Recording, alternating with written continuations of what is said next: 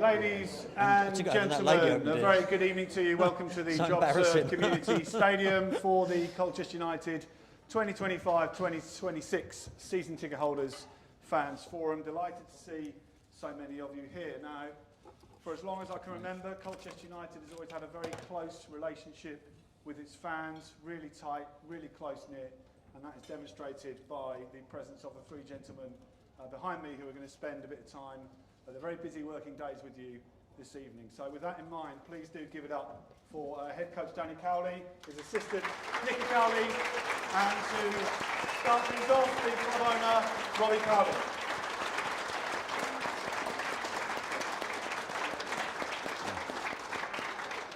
Testing, yep, I think everyone can hear me. Right, I wanted to start out tonight really sort of addressing the sort of elephant in the room, because there's been lots of talk in the papers and everything about potential takeover. So I want to tell you what I can tell you tonight. I know it's not going to be enough for most of you, but I'll explain where we're at and say what I can say. So we do have a seriously interested party at the moment. We've had a few over the last year, and they're currently doing very deep due diligence on the club. And they're a serious organisation, and it's almost forensic. So they're looking into every nook and cranny of the club and trying to make sure that they know what they're letting themselves in for. And I'm restricted, as you could imagine, by what they call a non-disclosure agreement, an NDA. Okay. Now, the fact that this current party have signed an NDA with me, and the fact that they're being shown around and they're looking at things, doesn't mean that a deal is imminent. Okay. It doesn't mean that something's definitely going to happen or not going to happen. Okay. It's like many of you might have experienced in the past, a fortuitous occasion when you're buying a house or selling a house or something, and you know it can let you down at the last minute.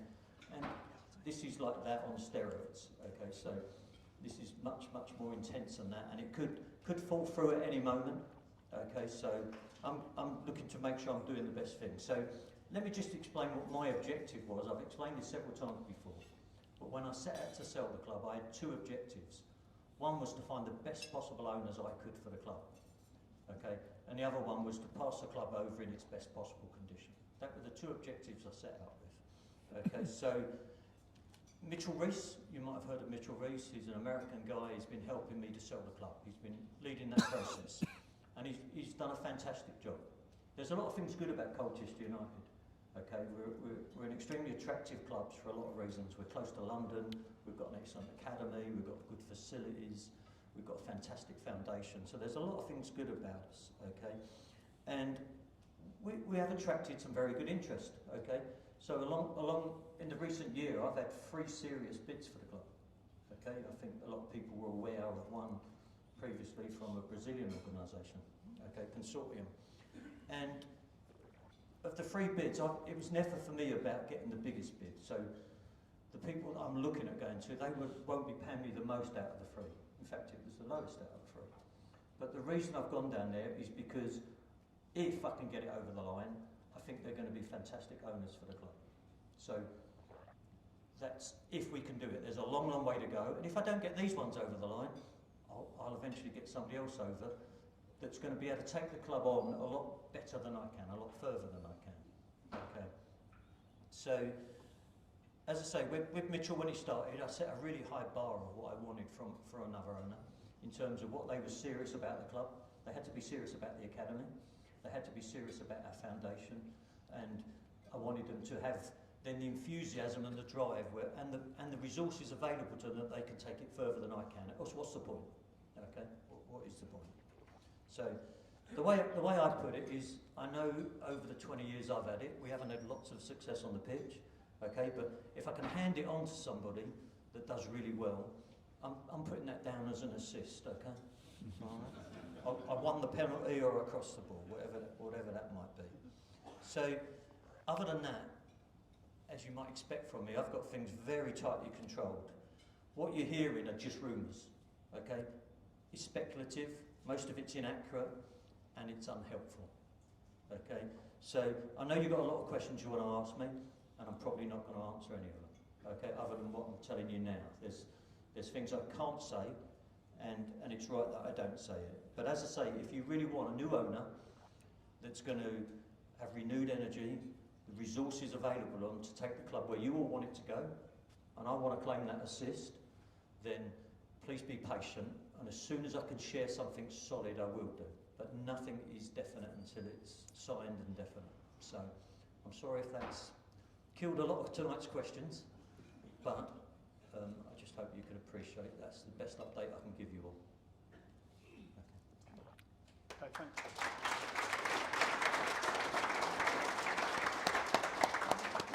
Thanks for that, Robbie. I just wonder if before we start taking questions, Danny and Nicky want to take to the mic as well, and Robbie's giving us the update off the pitch, how you feel it's been on the pitch in 2025-26, gents. Good evening, everybody. It's lovely to see so many. Apologies that we were a little bit late. We were actually on football business, so we were on club business. So we got over as quickly as we could. It's so great to see so many of you. And firstly, just to thank you for your unconditional support this year. It's been incredible, both at home and away. And we're, as the players, just so appreciative of the way that you've stood with us through the good times and the bad times, and also how you've drove the energy of the players. I think in terms of this season and reflections on this season, I think our feeling is some missed opportunity. We knew that with the context and the situation that we were in, we probably needed things to go for us. We've definitely got on the wrong side of player availability. I think we've had 5 medial knee ligament injuries, which all come from contacts, which meant that we lost Ellis twice. And I think when you look at the statistics, I think Ellis Angelo has a points to game ratio of about just 2.4. So he's an incredibly important player to us. He gives us that left foot balance and so much penetration. I think young Micah, I think we all really enjoyed the time that Micah was with us. We were so happy. Remember Nicky and I, when he was obviously on loan, and when we were in January, and there was a period of time where Charlton could call him back, and when we got to 12 o'clock on that night and that deadline passed, and Nicky, I remember texting me at 12:01, and we were so happy that we'd managed to keep him, because we did anticipate him going back in that period, and just so unfortunate that we didn't really see him in the second half of the season. I think there's again, looking at the stats, I think with Micah, when Micah started games, we averaged 2.1 goals a game, and without him, we've only averaged 0.96 goals a game. And I think what is interesting is that we've still maintained the same level of expected goals. So we've still created a lot of chances with Micah and without Micah, but our goal conversion without Micah hasn't been as high. And I think there's no doubt that was a tough loss for us. And I have to try to find ways of navigating around that, really. And I think when we look at this group and where we're at, I think we've come up a little bit short against the more physical teams, I think it's fair to say. And I think we've been a little bit short of, I would say, dominance in both boxes, for sure. Definitely short of a little bit of aerial dominance in both boxes. I think that's something that we've we've found, and something definitely that we would like to try to affect and influence in the summer transfer market. I think we've definitely our goal conversion has not been good enough. I think if you look at the statistics again, and I only ever talk about expected goals when my team loses normally, so I apologise. But when you look at expected goals, we should have won a lot more games than we have, and I do definitely think we have to keep working with the group to try to get value for a lot of our good play. Because I think a lot of you will, having watched a lot of our games, would respect that we have good control, we find good rhythm, we have good dominance, we create a lot of chances, but we haven't quite been able to get value for that. So there are definitely areas that I think we can improve as a group going forward. We definitely want to try to be a little bit more robust. We want to try to be tried to increase the player availability going forward. Of course, we always look at our methods and the way that we work. Like we said, probably a lot of our injuries have been more contact injuries than soft tissue injuries. So then, again, we accept that sometimes fate is not always on your side. I think we have to keep looking at trying to recruit as robust players as we possibly can, because we know that the 46-game season is so challenging, and we want to be a successful team. And if you're a successful team, you know you're going to play 60 games. So the importance of being robust, the importance of trying to really have depth in the right areas. We weren't really able to find the player that could support Angelo, even though we really tried. We had young Josh Powell, obviously, in the first half of the season, who was living senior football for the first time and did a good job, but was living it for the first time. In the January window, we looked high and low, Nick, didn't we, for a left back, and just wasn't able to find one with what we had available. So that definitely is something that we would like to add. That the competition for places is so important in terms of driving the standards. But yeah, for us, we're desperately trying to beat the tally of points that we got last year, because we feel like the group is, and they're always hard to compare, because obviously you're not just comparing your group, you're also comparing the opponents you're playing against. But we think that we're a better team than we were last year, so we feel like we should finish with more points than we did. But we now have to probably win both games to be able to achieve that, and that's definitely where our ambition lies moving forward. And I know Neil Kelly at the BBC Essex asked me a question at the end of the game against Harrogate, and you probably worked out by now, but I'm a pretty bad loser. And I wasn't very happy on Saturday. It was more the way that we'd lost, and the fact that we'd missed the chances we had done in the injury time before we conceded a really soft goal. That's only the second corner we've conceded this year, but it was a really soft goal for us to concede.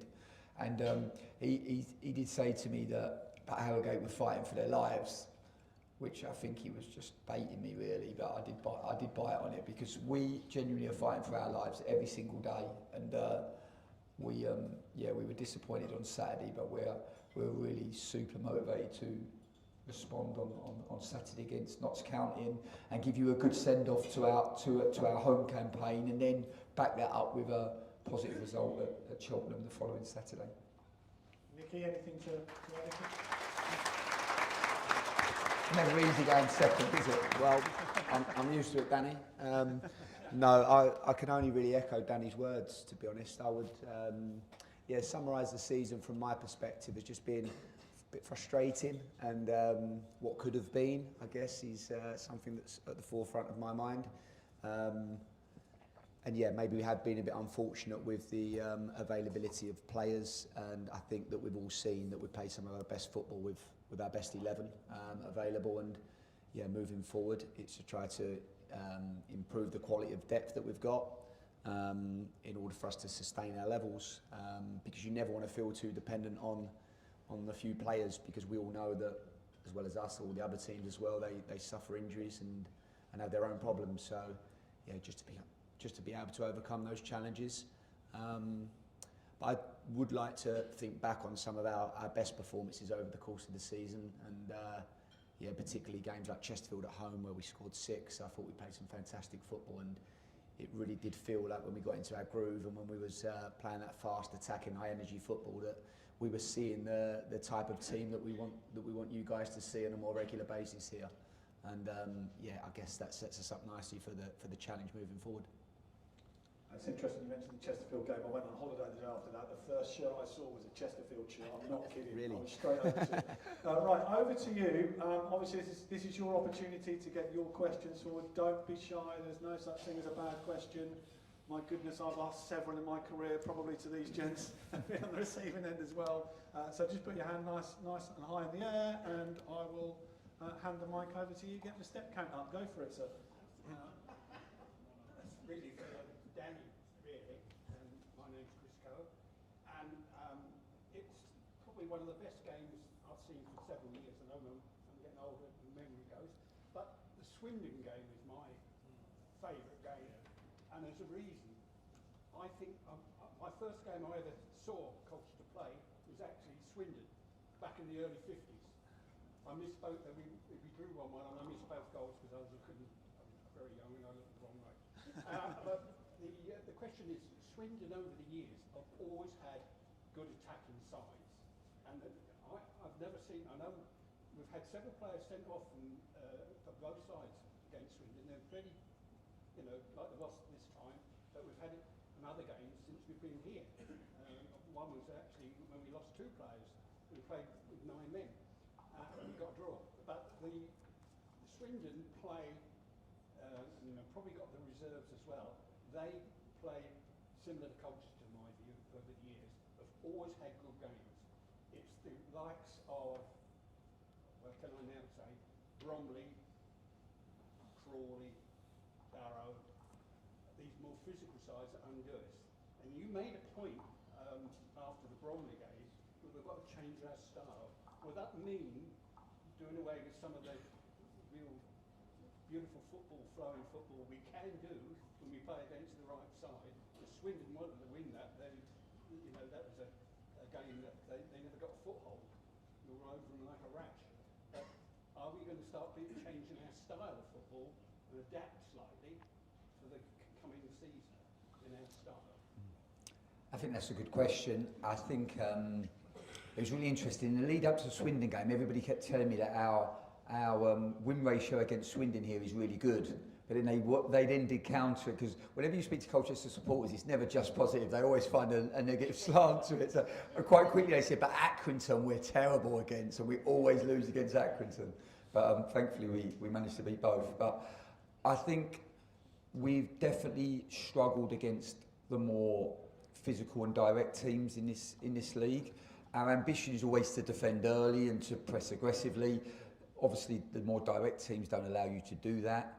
I think probably if you look at the profile of our players and the playing group, particularly having lost Ben Perry so early in the season, who had a real athletic and some physical qualities in the middle of midfield, I think we've missed that balance at times. Although Teddy, Jack Payne, and Arthur Reid are all brilliant players in their own right, sometimes you're always looking for the right blend and the right balance. I think against the more direct and physical teams, probably we, more than changing our style, just maybe tweaking a couple of the profiles of the players so that we can better deal with those teams.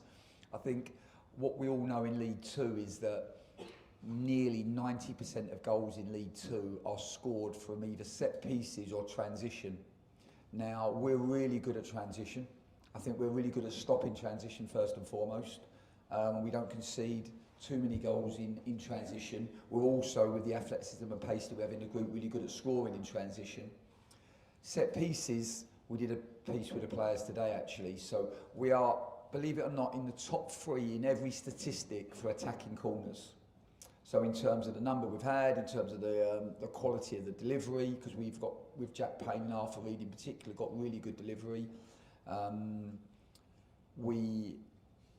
know some supporters don't always like the short corners, but we've had actually really good success in the short corners. And then all of the expected goal statistics, we're in the top 3, but we've only scored 6 goals, and that only makes us 16th in the league. So our conversion is definitely something that we've got to work on. And from a set piece perspective, being aerially dominant is really is important in League Two. It's probably more important in League Two than it is in League One or the Championship. So we've got to try to find a way of recruiting aerially dominant players that can still allow us to build our play the way that we like to build our play and play the way that we want to play. So that, I think, is our challenge in terms of the summer recruitment. You take someone like Jack Tucker, who I think has had a brilliant season, been incredibly consistent. And what we like about Jack is that he's a very rounded player. So he's good aerially, he's mobile enough to defend the space, which allows us to press high. But also he's good enough on the ball to help us build our play and be quite progressive with our play. So these are the players that we like. Sometimes in League Two, when you find a player with a super strength, so someone that's really, really aerially dominant, for example, then they normally have a super weakness as well, and that's the reason they're at League Two. So we, particularly in the centre-half position, we like those rounded players. But I do think, to answer your question, more than changing our style, I just think that we have to tweak the profile of player that we try to sign, so that we can be a little bit more dominant in both boxes. That's definitely going to be our ambition moving forward.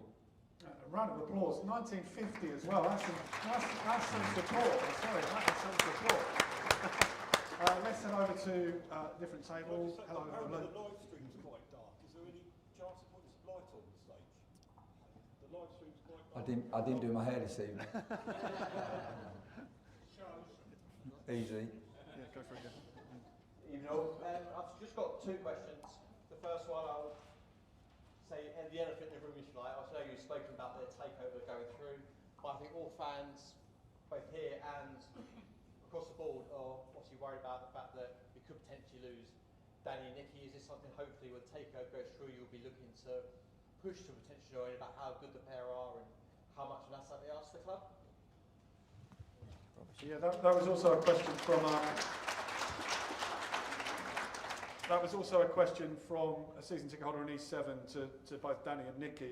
You know, whether they're concerned about their futures with any new owners coming in. So that's a question for all three of you, really. Sean's first. Hello?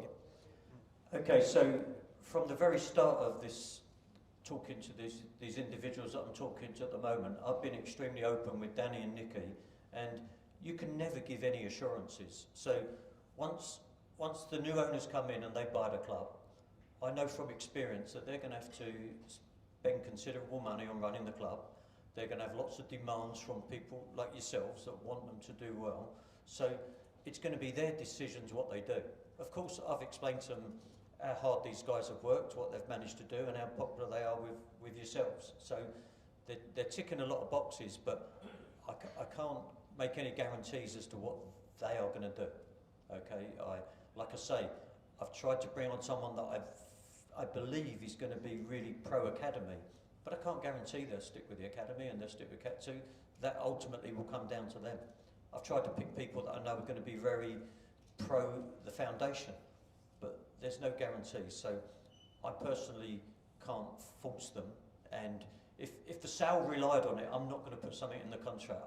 You know what I mean? So these guys are going to. They're big enough and they're tough enough to stand on their own merits, and so that's going to come down to the new owner and how they do. And Danny, is there concern on your part? No, I think firstly just to qualify what Robbie just said, Robbie's been incredibly transparent and brilliant with us all the way through. It's not been an easy process, but from the moment that Robbie said that this was his plans moving forward, I think he's been incredible with us, and I think because he's been so transparent in football, the only thing that's certain is that it's going to be uncertain. But he has been able to create as much certainty as he possibly has been able to, which has been really appreciative for Nicky and I. And yeah, I think Robbie from day dot really has said that he wants his final decision to be his best decision, and we have so much confidence in Robbie to find the right people. And genuinely, Nicky and I are so super excited about the future of this football club. We know how much, firstly, this club means to you guys. We also know what a brilliant club it is, and whoever takes over this football club is going to be super lucky, because the potential is just sky high. The potential that we have here is so incredible, and I think Robbie deserves a lot of credit, because the club that he has built and his foresight has allowed us to be in a position with the infrastructure that he's created, with the way that he's developed the academy, the brilliant stadium we have, the fantastic training ground that we have, all of the facilities that we have available to us, means that it's going to attract really, really good people. And I think we should all be so excited for what the future brings. And yeah, for Nicky and I, we've been here 2.5 years. I think we've been able to bring some stability and some consistency. Hopefully, we've worked really hard to try to build connections and relationships with you guys. And I think all of us in this room have Colchester United at our heart. And I think we should all look forward with real positivity. There should be no negativity, there should be no concern, there should be no worry, because just this football club can be whatever it wants to be. And like Robbie's already said, sometime soon we're gonna have new ownership. They're gonna be very, very lucky to pick up the legacy that Robbie has left. And I just think, yeah, it's the future for this club is incredibly exciting.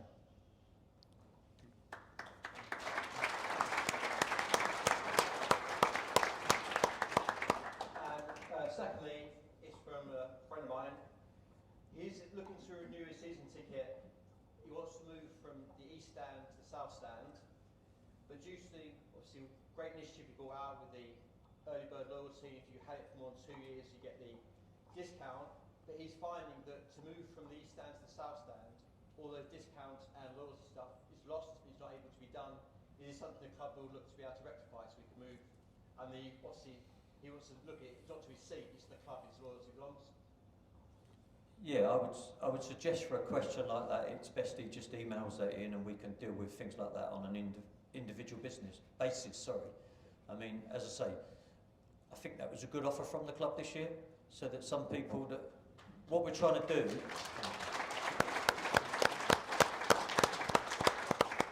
so what we're trying to do is reward the more loyal of you. You know, a lot of businesses nowadays, they want to attract new customers and they'll give better deals to new customers than existing. So we're doing the opposite. So if people renew their season ticket, they get a discount. But if they're renewing it and they've had 2 consecutive seasons, they get a further discount. So they're effectively buying their season ticket at a cheaper price than they probably paid last year. We would certainly want to reward that person moving around. So I'm sure it's something that we'd be able to not only fix, but perhaps build into the system for the future. Thank you.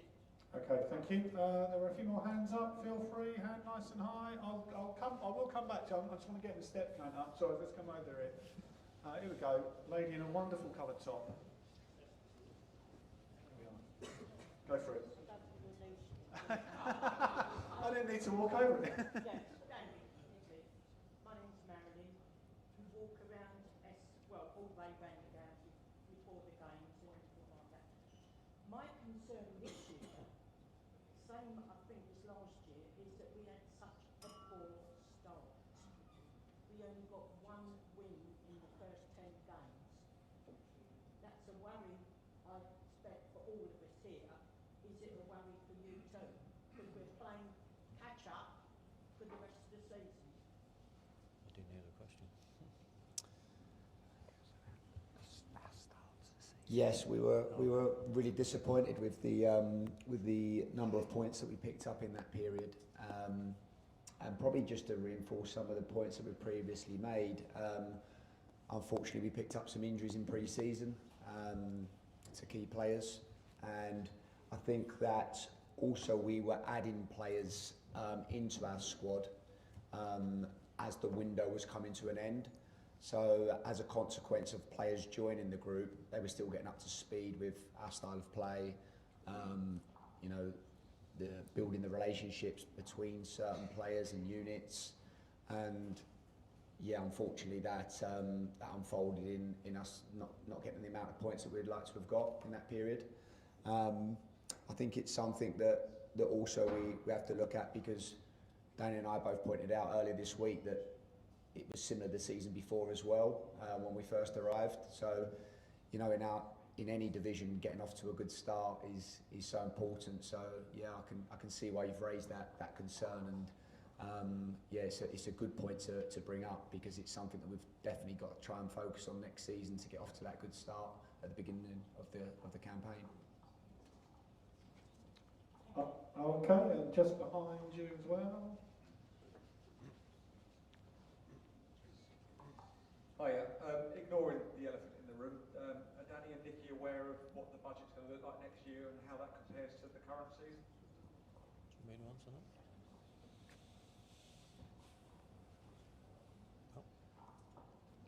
Hi, yeah, but probably best I answer that one. So obviously it's very difficult in this transition to know exactly whether we're going to be under my ownership next year or whether we're going to be under a new ownership, and I cannot tell you at all now what their budget may or may not be.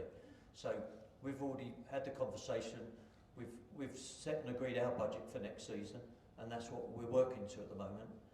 We're going to do so in a way that if a new owner does come in and they do want to spend more, they won't have been snookered by the signings we're making. So we've got a plan. I'm not going to share it, but we've thought about it and we've got a plan for doing that. So we think we're going to be able to be fairly flexible under different scenarios. Okay, now let's come back. You have to round up over there. We go, right. Come back over here. Thanks for waiting. To some extent, that last question took part of what I was going to ask. But the question, Robbie, I appreciate you. There's only a certain amount that you can tell us about the deal. Can I ask, is there a timeline for the due diligence? Normally, I've been involved in M&A deals, and often DD has a deadline. So, do you expect this to fill or kill before the end of this season? Because it is quite relevant to the budget that these guys are going to have to work with. Are they going to end up shopping around for good youngsters and people who are out of contract, or are they going to be able to be a little bit more expansive in their recruitment? Right, so I don't want to put a timeline on this, okay, because I just know how difficult these things can be and how many things can come up and delay things. So like I said, what we've got to do at the moment is I'm really hopeful that this Saturday's home game is my last. I'll tell you that. That's what I'm very hopeful of, all right? But I'm also prepared that we may be stuck with each other for another season, or 2, or 3, I don't know. So I can only plan for things that the certainty that I do know about, and I can hope for the uncertain things. But at the moment, all of our plans are based on that I'll still be around, and although, you know, I've got everything crossed, I won't be. Okay, yeah, lots of. This is good. This is good. Go for it. So we know that we've had 2 deals that we know of that got really close to the wire. Footballers in the stands, you know, as in this time as well. They both fell over quite late on in the stage. As again, from what we know, you might say it might be early in the negotiations for what you think, but for us looking in, it looked like it was quite late. Can you share why they fell over? And more importantly, this one that's going through now, has it got past the stage of what the other 2 fell over at? If that makes any sense to you? Yeah. It does in my head.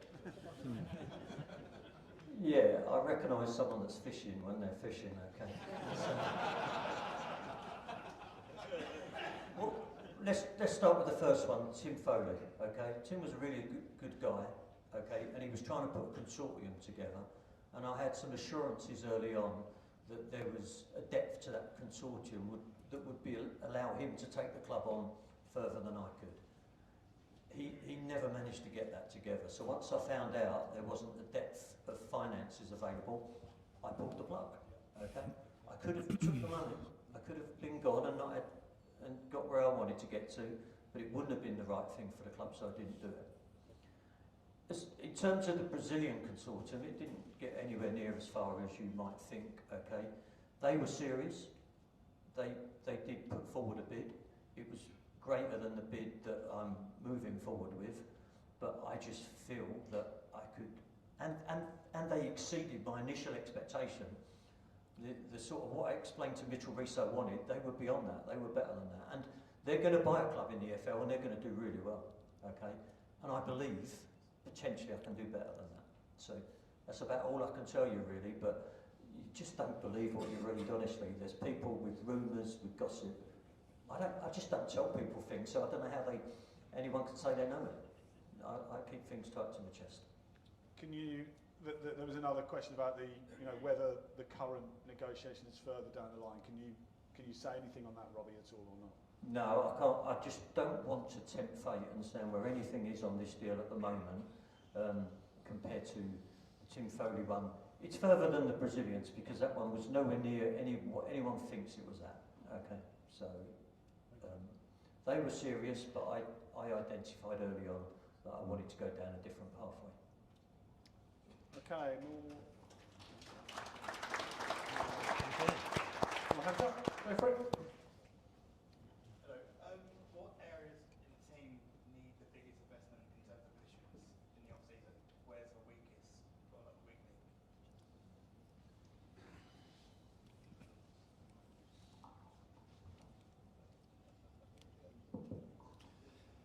I think we would like to try to find the right balance in midfield.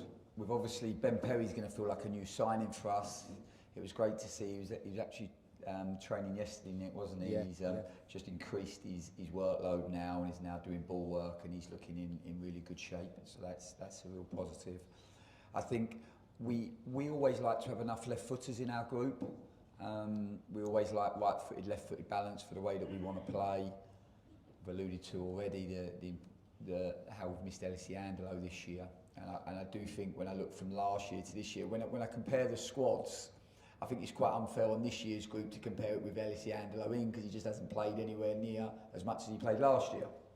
So I definitely think we would like to try to find left foot balance, particularly at centre half and at left back. And it's been great to see Frankie Terry come in and have a run of games. And again, credit to our academy, because our academy always provides us with some really good young players.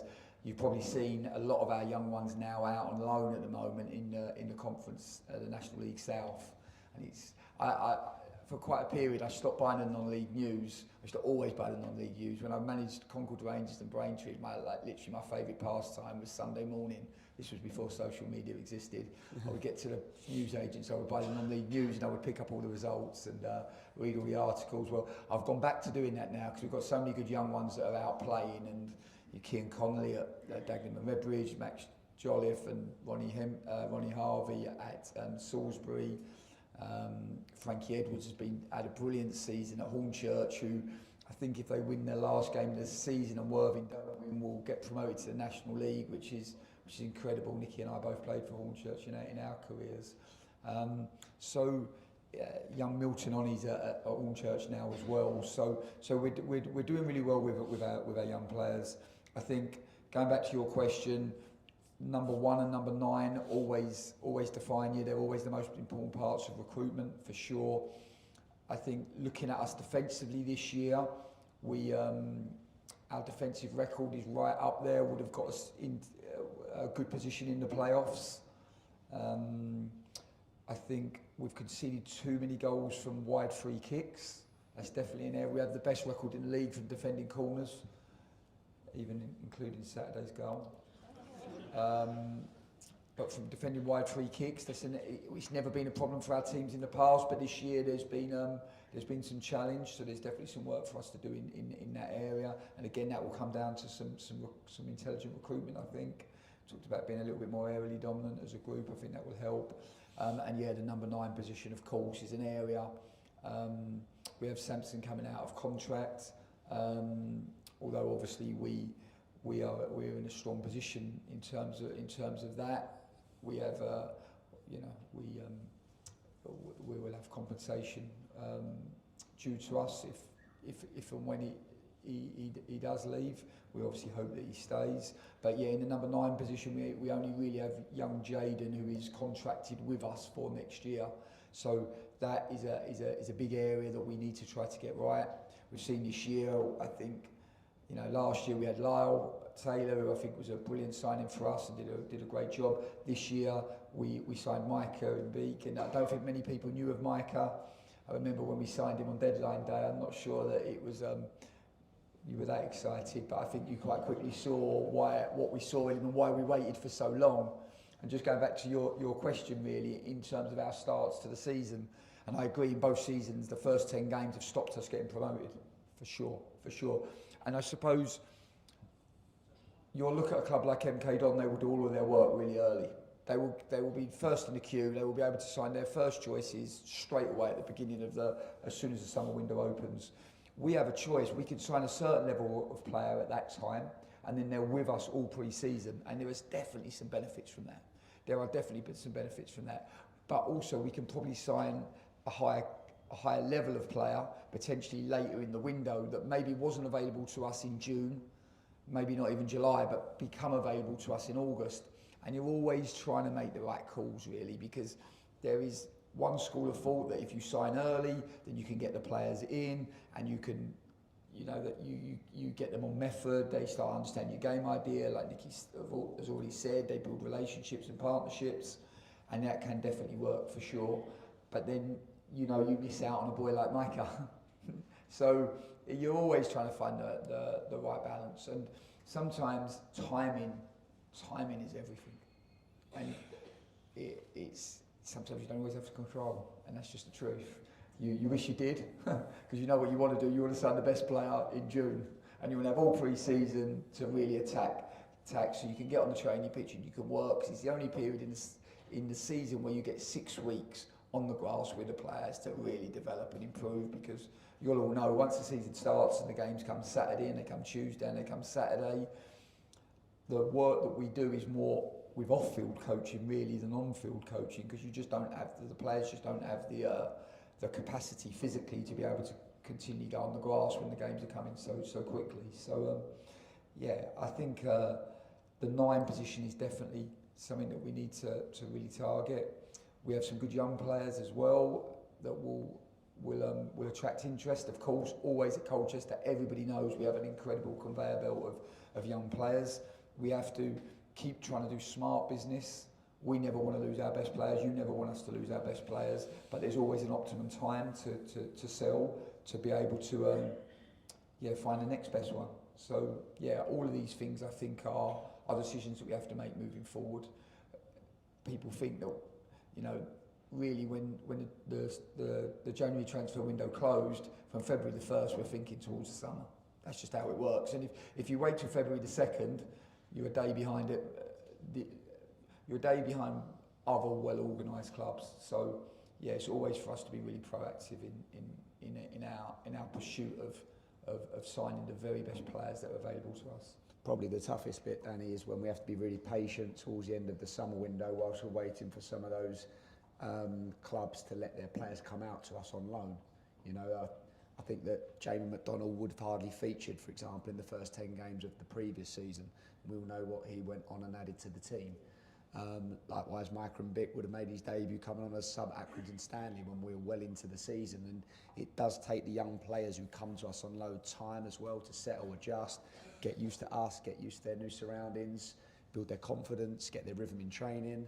But once they do get into their flow, I think they're 2 young players that have shown, you know, how well they can do, and I think that has also allowed us to strengthen our relationships with the clubs that we work with. So they're more encouraged to send more of their best young players to us, so we can keep helping them and keep improving their careers.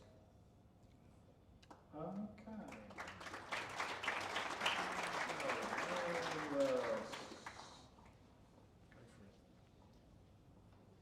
Thank you. A lot of our players are out of contract at the end of this season. How many of our key players, like Matt Macy or Harry Anderson and Jack Payne, do we expect to retain? Well, we work really, really hard to get the players on the contracts and the deals that are the best for the club. I normally start the negotiation, Robbie normally finishes it, and Robbie is the best at negotiating. So he always negotiates really, really good deals for the club.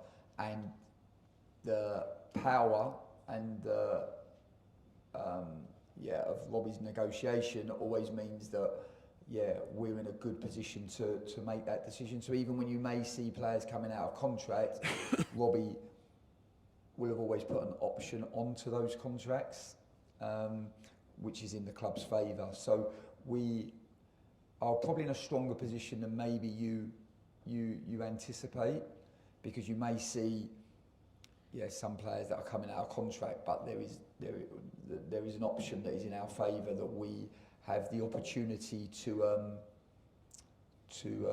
take up. I think we have that opportunity all the way to the 3rd Saturday in May. Yeah. So again, we have to thank Robbie for that, because he's. I don't really like speaking to agents, so I do it because it's part of my job. But I normally get it to a certain position, and then Robbie finishes it off. We're kind of a tag team. All right, we are nearly at the 45-minute mark, so we're into injury time. Sorry, can I just add? Robbie, sorry. I just want to add a bit about the negotiations as well. The last thing we want to do on something like this that's being streamed live on YouTube is to be negotiating about our players' contracts, if you can understand what I'm saying. So, you know, you just got to leave leave it to us. Like Danny says, we're not bad at putting the contracts together the best we can and giving the club the best options it can, and we're certainly in a stronger position than you think. But what we certainly don't want to be doing is negotiating tonight about with our new players' contracts by saying stuff that might lead to an awkward conversation with an agent. So that's why we sometimes just can't answer things. Okay, we will have a very short interview. Let's just take one more question out of the back there, shall we?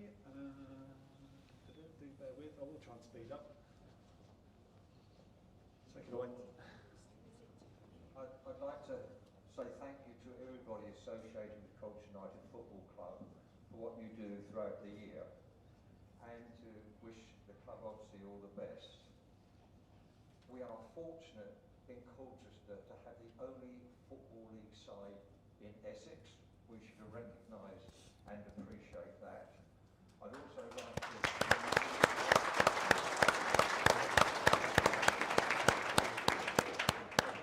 to thank Colchester United Support Association for all they do on the away coach travel. And the observation I'm going to make now is not the responsibility of Colchester United, but Colchester United Football Club has the embarrassment of having the worst getting away after the game of any ground in League Two, and I've been to 22 away games this year. This is not the club's fault. I want to stress that. The barrier going up to Boxer Road, the ability to get that open is down to Essex County Council. And it's time that one of the elected representatives in Colchester convened a meeting between all interested parties so that fans can leave here more promptly than they are now. It is an embarrassment, and particularly when it involves away fans who may have to wait an hour before they start their 3, 4, 5-hour journey home. So I hope somebody will convene a meeting. It's not the club's fault. I want to stress that. It's the county council's responsibility.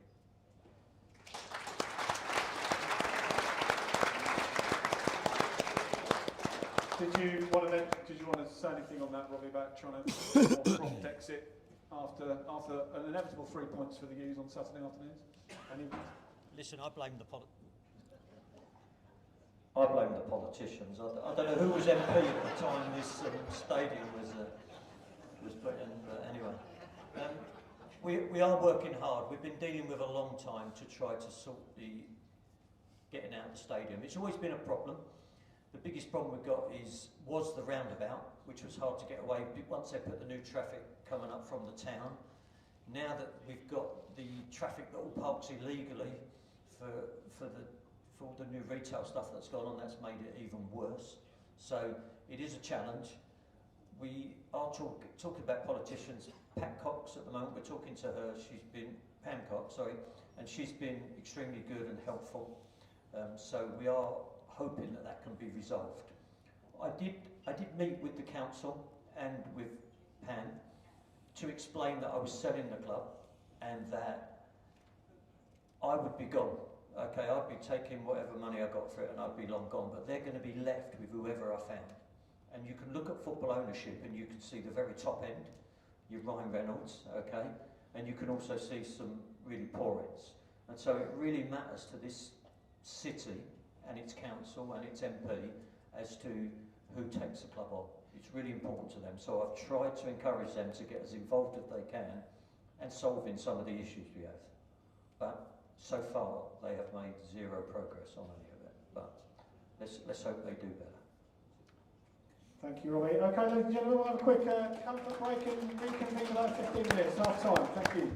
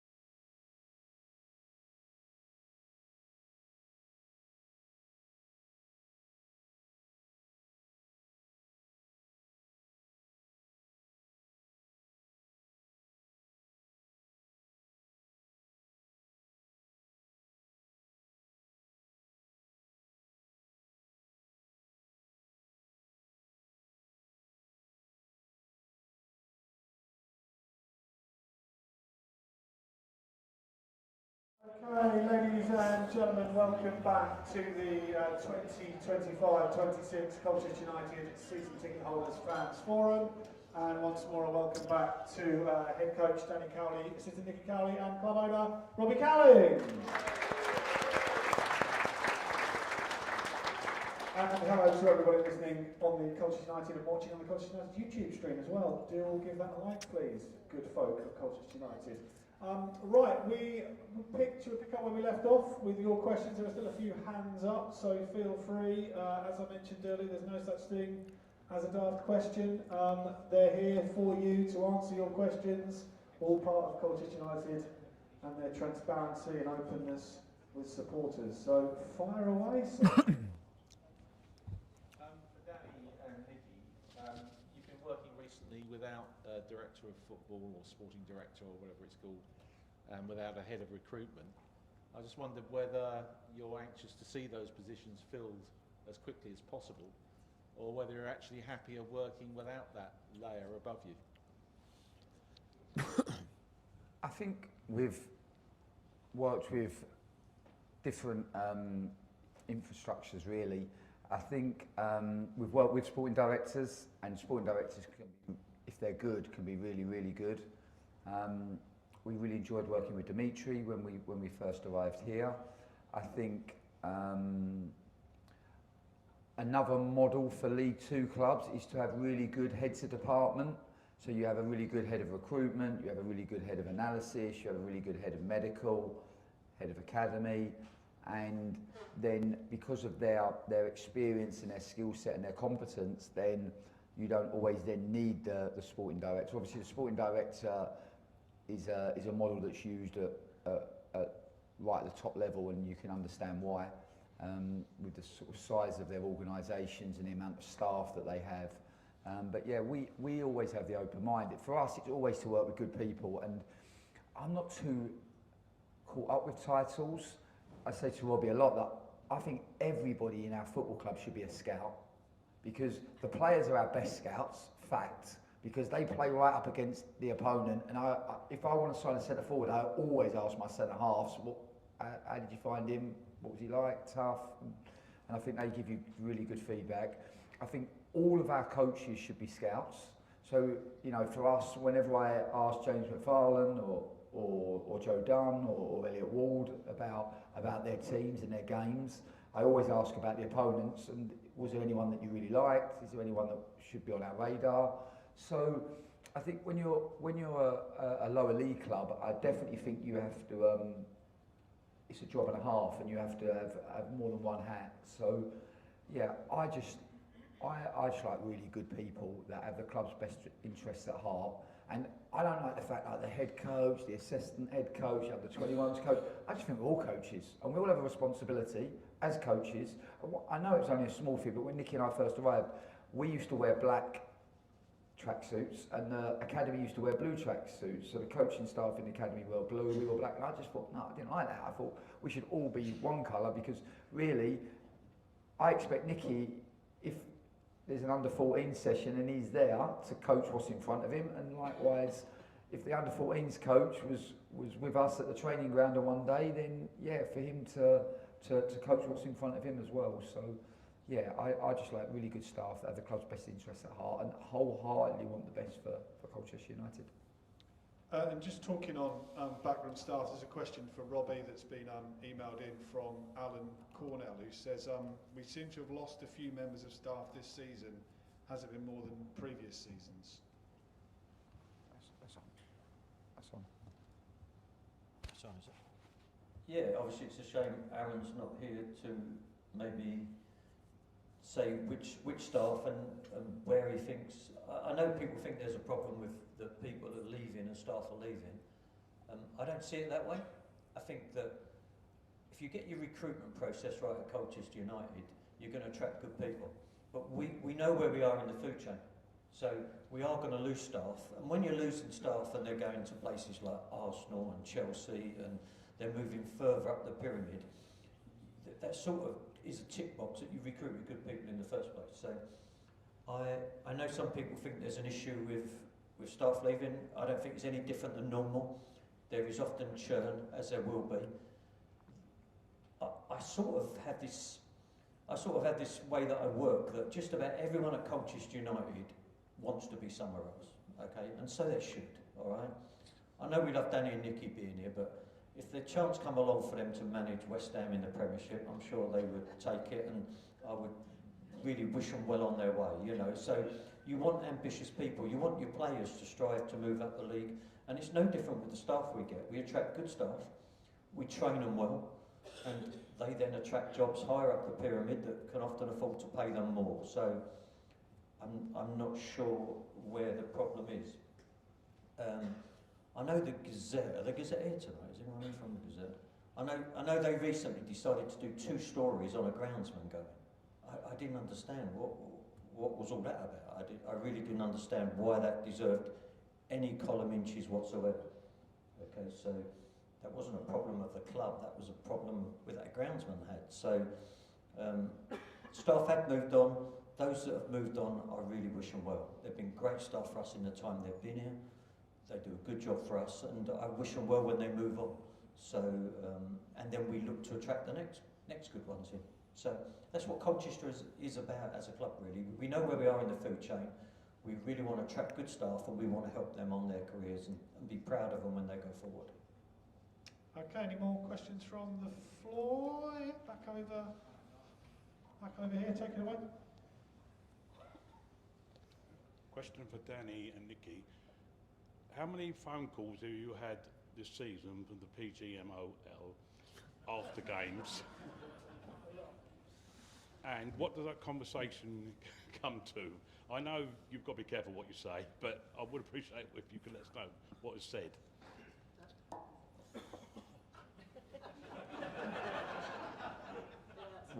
On Monday morning, I wish you could be in our office listening to Danny's conversation. Yeah, with the head of referees. But he's often making them watch back the footage of some of the incidents that we were not particularly pleased with. But no, I do believe that we need to keep striving for greater consistency. I think that the officials would have a better chance if they were full-time and professional and able to do the necessary match prep that we do for the opposition that we play against. I think that would give them a much greater chance of understanding the context of the game that they were about to go and officiate, and understanding all the different individuals on the pitch that, you know, might look to block off the ball or might look to get away with something. They might just be a little bit more aware of those situations as a consequence of, yeah, being able to dedicate more time to the profession ultimately. And yeah, it is an ongoing conversation that, you know, we really want to try to improve the officiating so that all the spectators in the stadium can enjoy the game so much more. And yeah, Danny, I can tell that you've picked up the microphone, so I know that you'll have an opinion on the officiating. Mike Jones is a really good guy, and he genuinely wants to try to improve the quality of officiating. And I do think the challenge that has been for officials at this level is that because of VAR and because of how many referees it now takes to referee the Premier League, a lot of our officials were fast-tracked to the Premier League. So now, as a consequence, we've had to fast-track the next group of officials, and probably they come to us a little bit less experienced than maybe what they would have done previously. So I do think that is a challenge. Mike is really good, so he will often listen, and he will allow us to listen to the comms. So you listen to their because obviously they all communicate, the assistant referee, the fourth officials, and the referee with each other. And sometimes he allows us to listen to that, just so that we can understand how they got to the wrong decision that they got to. But yeah, I do genuinely think it is the toughest job. I actually referee my little boys' team on a Sunday morning, and I do get quite a lot of criticism, which is mad, because I did make one mistake, but it was in 1986. So since then, yeah, just a brilliant record. But no, I do understand how difficult the job is, and yeah, like Nicky said, to come full time, I think it will help. I have a feeling that it'll be really interesting to see where we go with it all with AI, and I suppose eventually they will be the offside rule will just, or the offside law will just be administered by AI, I would imagine, and I have a feeling that maybe we as coaches might start to get a little bit like in cricket, we'll be able to go to the screen for one or two decisions a game. I don't know. I anticipate this is where the game is going. It'll be interesting. Personally, I know I moan about referees a lot, but I do like the way our game is at this level. I wouldn't want it to change. We await the chant, the referee's a robot. Any more questions? Yeah, let's come over here. Go. Hello, slightly less weighty question perhaps, but our programme, matchday programme, went digital at the start of this season. So I was wondering what the rate of accessing and downloading of the programme actually is now, and also what emphasis does the club have on using the programme as a medium to inform and communicate with its supporters.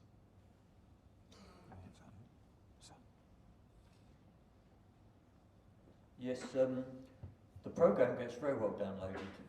And a lot of times now what it allows fans to do is to download that programme maybe a day or so before the actual game, so they're able to do that. It's well downloaded, it's well read.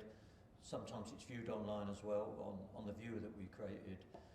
I do think we could take it to another level now. It's digital and make it a lot more maybe interactive and take it forward in that way. But it's certainly gone well for us this year. I know some people do love the idea of a matchday programme and they do enjoy taking that home as a souvenir, and it is a shame to have lost that, but like a lot of clubs we have to move forward, we have to consider the cost of everything we do and whether it's viable for the club. And for me personally, I think that's actually gone well this year. I don't know what other people feel, but for the club it's gone quite well. It is well read, and that's important to us as well. It's important for the people that advertise in the programmes, and being digital they can link straight through to their site, so it makes the advertising a lot more dynamic. So I couldn't give you the exact numbers that are downloaded, but I think it compares favourably to what we used to print and what were taken away, and the amount of rubbish that was just left behind in the stadium for us to clear up. We were constantly throwing boxes of old programmes away, so we've solved that problem too. I hope that answers your question. Yes, to a degree, but it would be helpful if there was Wi-Fi or better signal here. I can't actually download the programme on the day if I wanted to see who was actually playing or read Nicky's comments.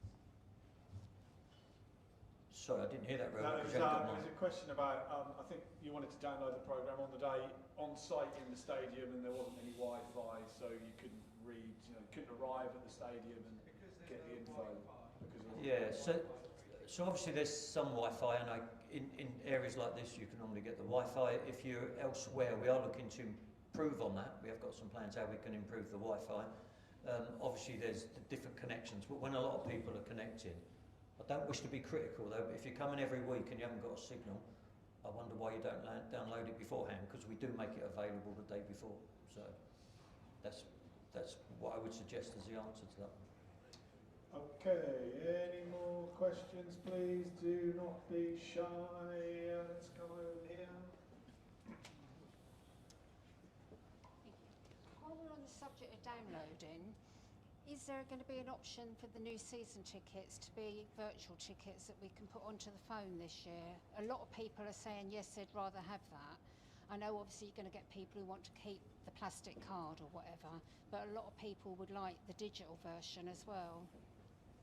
Yes, so I believe you could already put it in your Apple Wallet if you've got an iPhone. So I think you can do that already. I'm pretty sure you can. So we'll find out how to let you do that. So I believe you can do that. We're currently developing a new version of the website. So at the moment, the club's on the standard one that the EFL issued. A lot of clubs are on the same website. 2nd of June, we've got a new one going live, and we've got a new app for it. Okay. And then shortly after that, it's going to allow you to do all your tickets from the app as well. So we're definitely heading in that direction. But I'm very confident. I'll see if someone can get your name and some details. I'll get some instructions on you as to how you can put it in your Apple Wallet.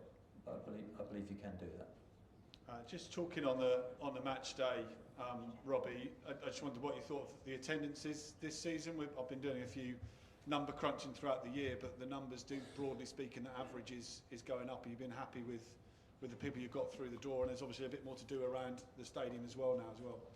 Yeah, I think it's going up a lot. I think we've got these two guys to thank for a lot of that since they've come to the club.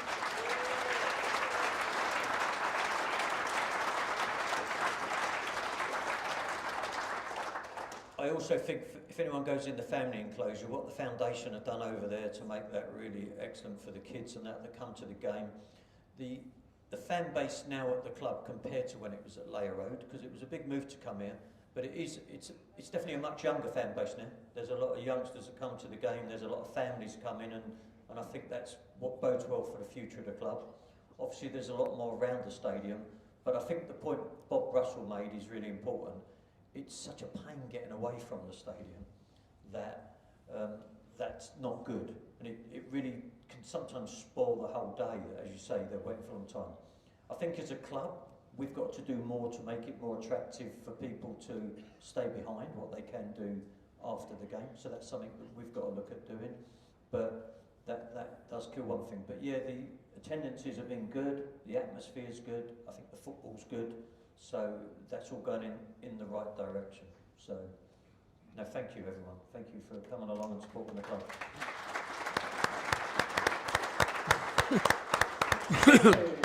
Question over here, take it away. Harrogate away, we lost 1-0. Barrow away, we lost 1-0. And Salford away, we lost 4-3 when we were 3-1 up. Out of those games, what frustrated you the most? Crew away, we lost 1-0.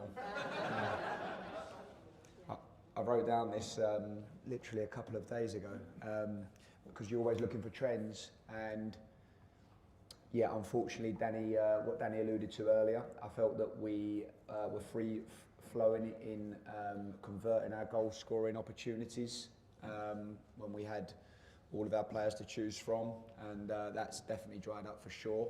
Although we've created, like you saw at Bromley, many chances.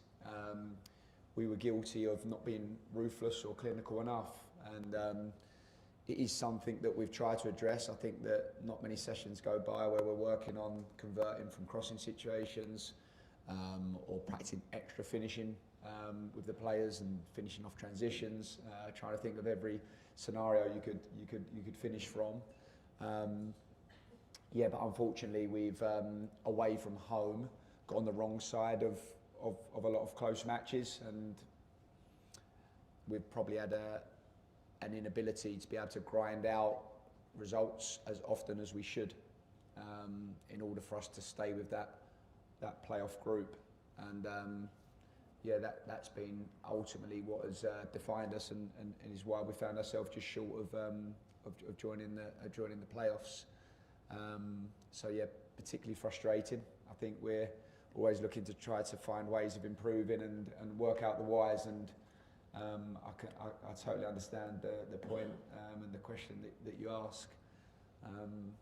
And I think moving forward, we've really got to try to work on being more ruthless. I think even Saturday there at Harrogate, we've had more than enough opportunities to go in the lead and get the first goal, and that can often change games so much and can give the players on the pitch so much more confidence once they score.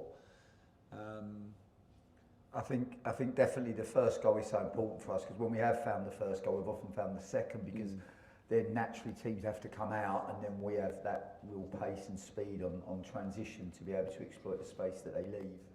So I do think that is important, and yeah, I agree with Nicky that in all of our 16 wins this year, I think we've played well, barring probably Tranmere. I didn't think we played so well at Tranmere, better second half, but probably that was the only one where we've really grinded it out. Whereas I just don't think we've, in my successful teams in the past, in the promotions that we've had, you have to win games of football in all different ways, because you know that in a 46-game season, if you want to be automatically promoted, you've got to get about 25 wins.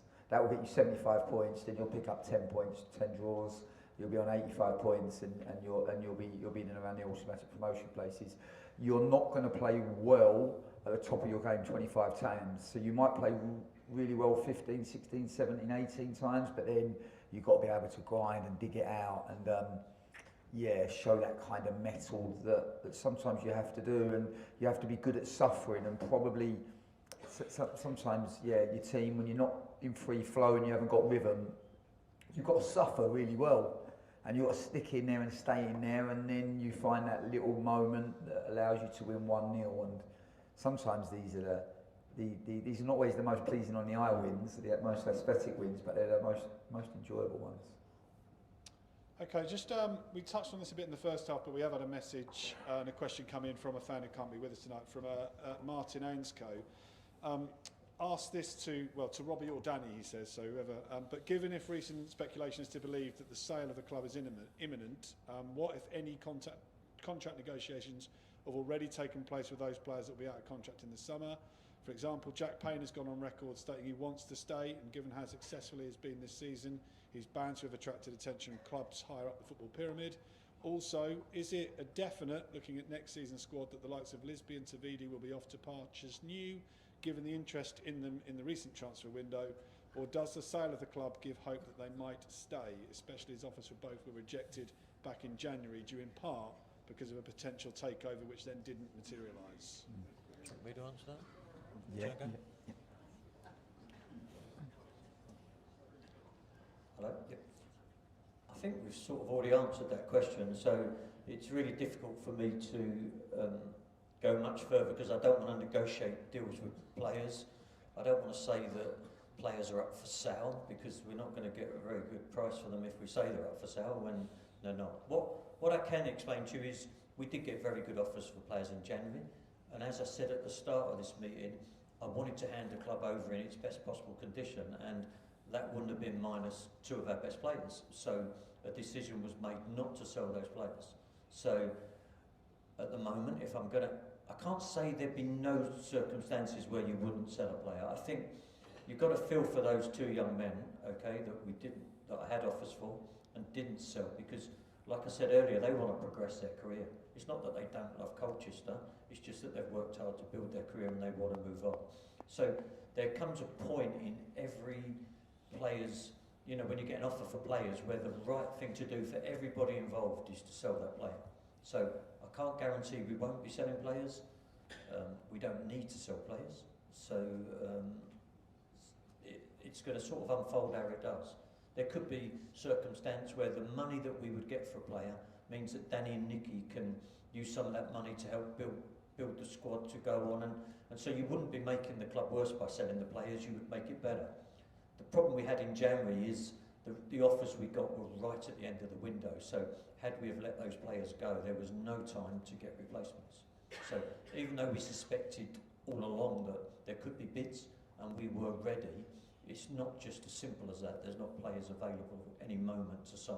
So I don't really want to go into players and who we're going to renew, who we're not going to renew. I'd rather negotiate that in private with those players. And in terms of selling players, we're in a good position that if we do sell them, we'll be getting top dollar. So. And just on question that came to my mind, Danny, while you're talking about the guys you've got out on National League South duty, a number of them. How closely do you monitor their development, and then at what point? I guess you've got a decision to make when they all come back in the summer as to whether they go out on loan again, whether they're ready for the first team. So that you've got that to assess as well, haven't you, as well as the additions and potential departures? Yeah, of course. You look at young Ronnie Harvey, who was only 17 at the beginning of this season. This time last year, you wouldn't have thought that Ronnie was going to be anywhere near our first team at the beginning of the season, yet he come back and his progress was just so steep that and sometimes the young player, we talk about it a lot, just hits a springboard and you never quite know where that springboard is, but you know that if they are highly motivated and they're hard working and they get hopefully good coaching, that it's somewhere close. So yeah, it's always really super exciting to see the young players when they come back, because their growth can be big, and especially if they do the right things in the closed season. So that is always exciting. I think in terms of the academy and our young players, We have the most since Nicky and I have been at the club that are now playing at National League South level, and that would be for the 18 and 19-year-olds. If you're normally playing at National League South level, then by 20 you should be playing at National League level. So take Frankie Terry as a good example, and now he's 21 and now he's in the first team, so it's been a real gradual progression for him, which is good. And yeah, in terms of the players, and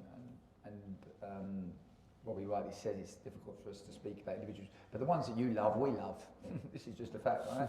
So yeah, all the ones that you're mentioning, and the one that Martin, I think, mentioned, yeah, he's a little maestro, isn't he? And we've loved having him with us for the 2 years. Wow, what a kid.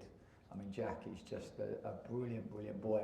However good a player you see, let me tell you, he's an even better human being. Every day he bounces into work with a big smile on his face. He's not the loudest, the biggest character, but he just brings people with him.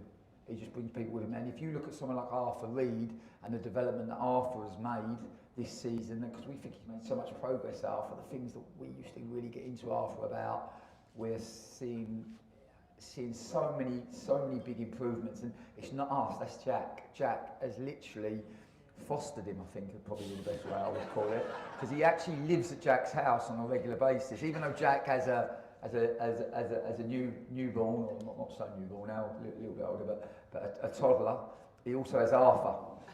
So for free, Arthur said as well. Pardon? For free. For free, I know. He's an incredible boy, Jack, and he is a brilliant player, and yeah, we love him. So yeah, I'm not allowed to answer that question, but maybe no. Okay, thank you. Up in front. Take it away. Hi, I'm Jeanette Westlake. I'm actually now, again, the Travel Secretary from the Supporters Association. So, although I haven't done many away matches this year, and I did miss Harrogate, so I blame myself for the loss on Saturday. But I didn't have any voice, which I didn't have on Tuesday either. I lost it swearing at Ian Holloway on Friday, and the fourth official, I think. Two things. Firstly, I want to say, Robbie, if Saturday is your last game, I personally want to thank you and the staff at this football club for the support I personally have had since I lost my Roger 2 years ago. This is my family. It supported me tremendously, and I don't know what I'd have done the last 2 years if it hadn't been for you all. And you personally tracked down my number, phoned me up on a Saturday night to give your condolences. So I've not been able to say that publicly. I've said it to you personally, but I want to say that to you publicly because not many people see that side of you. Those who have been privileged too. So I wanted to say that. I want to say thank you to all the staff here, particularly the bar staff and that. I see them every week when I'm here, enjoying hospitality, which I highly recommend. So I want to thank them because they equally support me all the time. So I just want to make that clear. Obviously, I hope if we do pass on that we can have the Supporters Association will be able to have a good relationship with new ownership of the club, because I think that is important in promoting the supporters, along with the BWA. I think have done a tremendous job this season too. So I just wanted to put that on record before the evening close in case I don't get that opportunity to do it any other time. Then to Nicky and Danny, I love watching your relationship. I mean, I sit right behind you, you hear me, I'm sure. And certainly the lads do, and I make them laugh sometimes. But I love this relationship, particularly when you're up and down. So, and you're not shouting quite as much, Nicky, when you've been up there because you've then gone on the mic, but I have heard you up there. And then Danny, you've done a couple of bits. So how have you liked that working? And I mean, I see the interest. I also want to say I love that when you see things not going right on the pitch, you come back and talk to the players that are not yet on the pitch to see what needs to be done and whatever. So I just want to ask that question of that, but I particularly wanted to make the statement to Robbie. Thank you, Jen.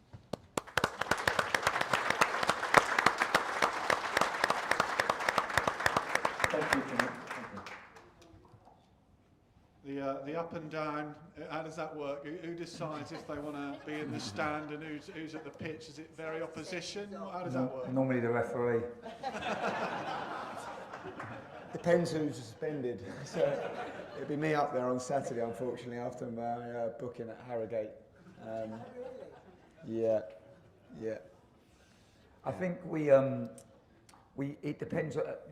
Genuinely, it depends on the opponent. So if we think that the game is more of a tactical game, then we will always try to get that higher vantage point, and Nicky often will go up, and then obviously we're on the earpiece, and then that can help us in terms of organisation. He's also next to our analyst Owen, and then it gives us an opportunity to put clips together for the players at half time, which can then help them going into the second half. If it was a game like, I don't know, Accrington Stanley on the Tuesday, where we thought they were man-to-man, more of an aggressive team, and we felt that Nicky could have more impact on the touchline, then we just try to decide where we think we can be most impactful, really. It's all kind of, everything's planned. I don't know how much of a gain it gives us, but we're into like little 1%, aren't we? I think the biggest impact is always the players. It's the players' game, and us as coaches, we try to support, influence, help as much as possible. I think you guys can all see how much we want to win and how competitive we are, and we're intense, but that's because we know how serious it is for you guys, and you know what a big part of your lives it is, and that's how we feel. We carry that responsibility, and likewise for our players, we take their careers super seriously as well. So you're trying to give it your all and get on the right side of tough competitive games. I think as well, what's changed is with the fourth official only allowing one person to go forward. Back in the day, Danny and I would both stand on the touchline, wouldn't we, together, and you know, you didn't have to have one forward, one back, and now that is the case. Didn't happen on Tuesday though, did it? No. They had 4 in the box, I think. Yeah, exactly. You saw that. We were going to invite you down. Yeah, we should. We're definitely going to get the job. But yeah, with the fourth official, we just felt that it was maybe more beneficial for, like Danny said, one to be up and one to be down, because we can add the motivation on the touchline, but then also take in the game from a tactical perspective as well. And it can be tough being up, can't it, Danny, as we've both been, because you're seeing everything happen in slow motion because you're so high up. All the solutions look so easy, but when you come back down to pitch level, it reminds you how fast the actual game is and how challenging it is for the players to make those good decisions in fast moments. So it's always an interesting perspective whether you're down at touchline level or up above. But we just, we're so grateful for all of the support and the increase in gates, and trying to all of us convey our passion at the same time and put that into the pitch. It absolutely generates momentum and helps the players so much. So thank you for your support. I love the Swindon game. Someone mentioned it earlier recently. I just felt like this is Colchester United. We had a real rhythm going. It was real high energy football, and the crowd were up. The boys were competing great, and we just want to do that consistently and do that more often so we can be right at the top. Yeah, that's it.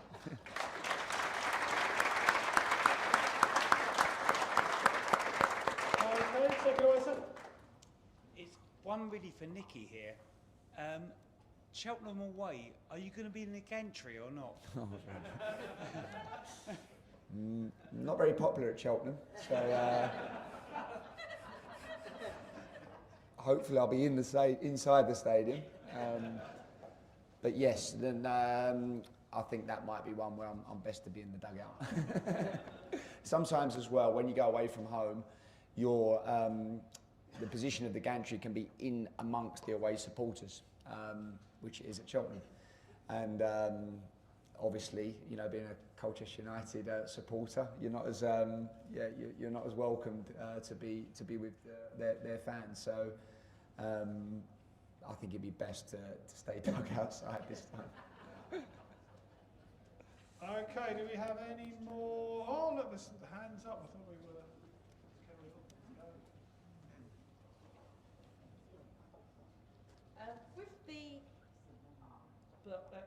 referees we've had this season, and the Samson's goal that wasn't a goal, do you think we'll ever have goal line technology?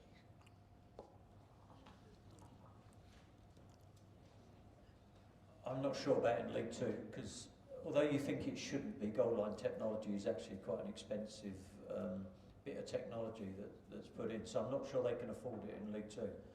There was a discussion this year at the AGM at the EFL of having a referee that would, an extra referee that would come in, basically sit at some sort of table near the pitch with access to all the different cameras that were there, and as Danny sort of alluded to earlier, that you could then put down a challenge, as each team would have so many challenges that they could do, a bit like they do in other sports.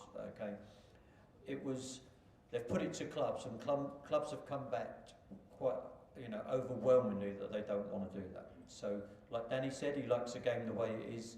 Clubs have also fed back. So, goal line technology, the problem is for the expense of it, you're going to, how many times in a year are you going to change a decision? It would be once in a few seasons. So you're not getting a lot of decisions corrected for the amount it costs. So I think offsides, I would think that would be much better if that could be done, because it's frustrating. I understand the Walsall game, not only was the ball over the line and not given, their goal was offside and given. So, and offsides are probably more guilty, so that would be a good one. But I don't see goal line technology coming in at League 1 or 2, and I think the game's going to be refereed the way it is. We just got to hope they keep getting better. Thank you. Yeah, Bob. So, Danny, Nicky, you alluded to earlier how important Jack Tucker's been this season, and I think he's done a fantastic job filling the gap that Kelleher left last season. And then also to take on the captain's armband when Flanagan had his injury as well. But I also think young Harvey next to him also really stepped up and came in and filled a massive gap when Flanagan had his injury as well. He made sure that we kept that balance, like you say, with right foot and left foot.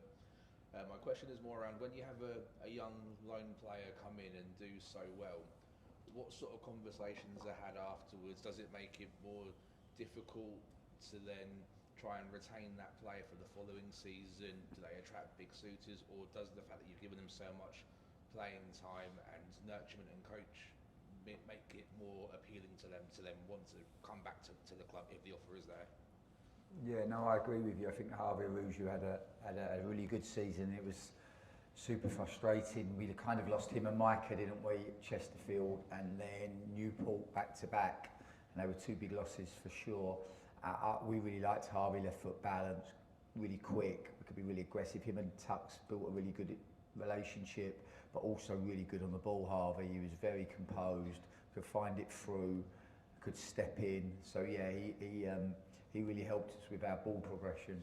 I think with lone players, the ambition is always to try to get players that maybe are above the level of player that you could maybe attract on a permanent basis. I think some of these young players are on quite big salaries at the Premier League clubs, so it's quite hard to sign them permanently unless obviously they come out of contract. But sometimes there are some loans that we sign players where we do actually think that we can sign with a view to it being a permanent in the future. Someone like Micah, of course, started off at the beginning of this season relatively unknown, and you know, by just Christmas, and we got to the January window, there were significant offers from multiple Premier League clubs, I believe. So yeah, sometimes they can go above and beyond you really quickly, these young players. But yeah, we always try to keep good relationships with them, and I think that they've really enjoyed being with us. The group is a really good group, and I said to the boys today, you know, there's quite a frustrated feeling in the training ground this week after the back of the weekend, but they're genuinely a good group of boys that want to do well and that support each other very well, and particularly the older ones, because we've got quite a lot of younger ones, and the younger ones do need a lot of support at times. So yeah, they've been really good for them. Okay, that's one more hand in the centre here. Go for it, sir.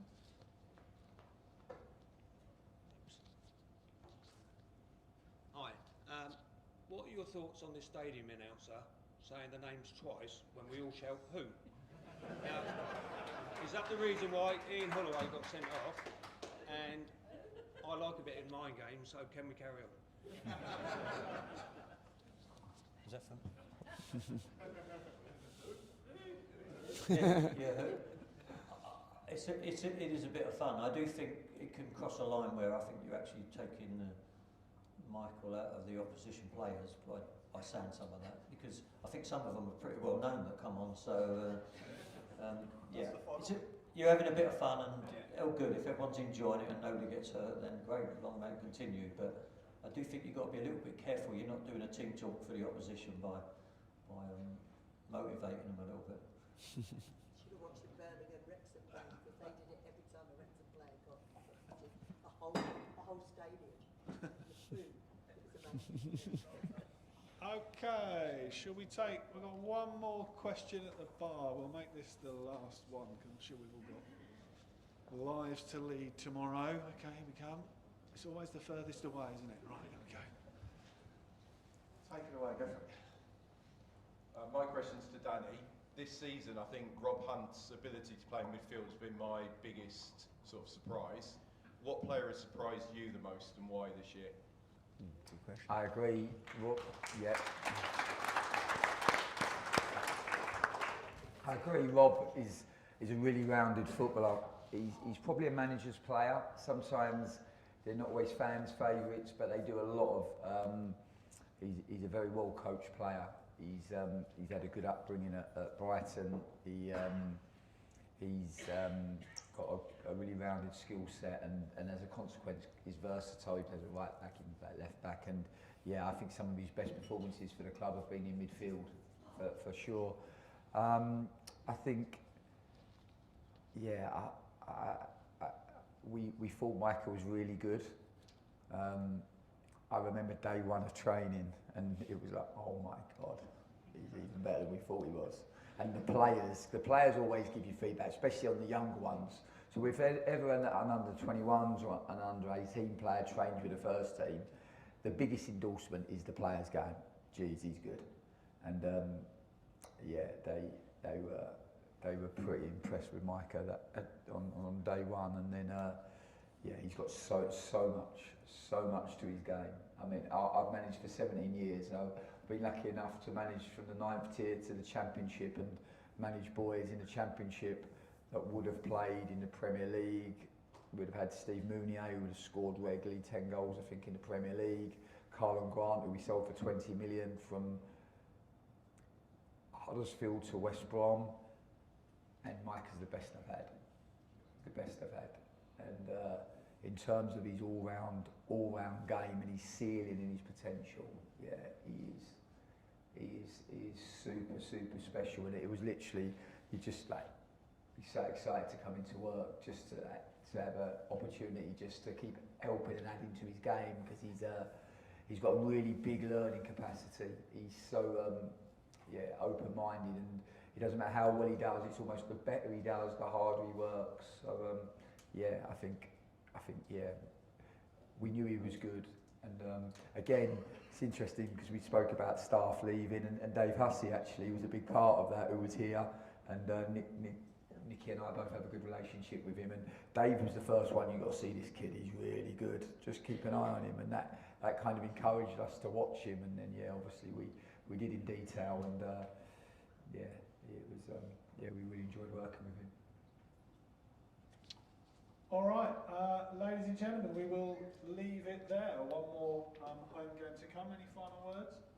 I was just going to say, just to put on record really, just to thank Robbie, because potentially it may be your last fans forum, and maybe your last home game this Saturday. And yeah, I think for anybody to give 20 years to a football club deserves an enormous amount of respect. And I know how difficult it is to be a football manager, let alone an owner. So I think the way that you have run this club, the position that the club is now in, as a consequence to your selflessness and your hard work and your determination. I've met a lot of successful people in my life, but I've never met anyone more hardworking than Robbie, and I do genuinely believe that he's an inspiration to everybody at the club. I think the amount that he has not just done for the football club but for the local community is amazing, and I hope that this puts us, and I'm pretty sure that this puts us in a really good position moving forward. And I just have this ambition for this club, and I know that maybe today people do see this as a club that's a stepping stone, but my ambition is that we play in front of 10,000 people every single week, that we find a group of players and a way of playing that allows you to come so excited to every game, that allows us to win on a consistent, regular basis, that allows us to gain the promotions that you've all been craving us so deserving of. And I then hope that the players, the staff, don't ever think about wanting to go anywhere else, because they're so invested, they're so involved and part of the success that this club is having, and it is possible, there is no doubt.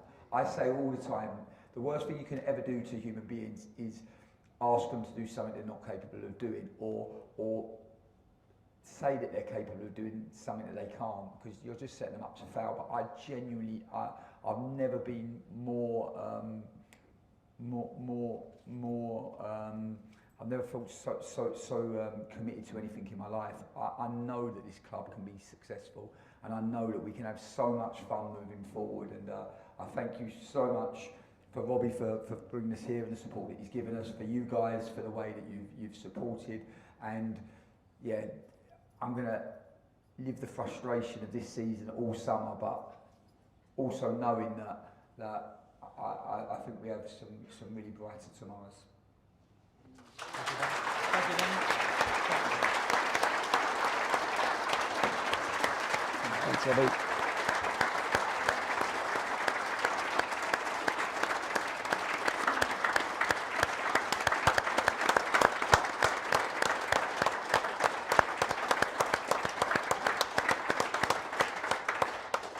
Ladies and gentlemen, thank you for attending the Colchester United 2025-26 Season Ticket Holders Fans Forum. Have yourself a very good evening, and hopefully we can celebrate 6 more points in the last 2 matches. Take care. Thank you.